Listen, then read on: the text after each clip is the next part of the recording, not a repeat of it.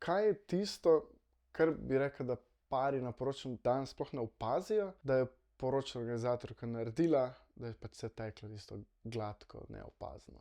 To je delo v ozadju, a ne? Lahko da basic, ni rož na torto, a ne? Rož je ful na mizah, pač greš, improviziraš, odtrgaš, postaviš. Noben ne bo vedel, da teh rož ni bilo, na primer. Ali pa nimajo teh stvari, ko jih imamo mi v naših SOS kovčkih. Obliži, selotejpi, vrvice, škarje, take stvari, šivanke, dodatni gumbi, stimerji, na primer, zato da se front linija mize prtov, da ni onih linij, jaz to vedno postimam. Dejansko obstaja SOS kovček poročne organizatorke. Ja, škoda, ker ga nimam s sabo.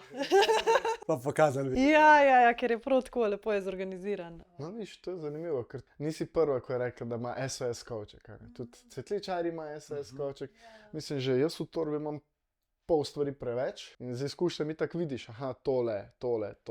Ja, pa ne vem, kreme za sončenje, sprej, da ni krema, da sam špricaš ljudi.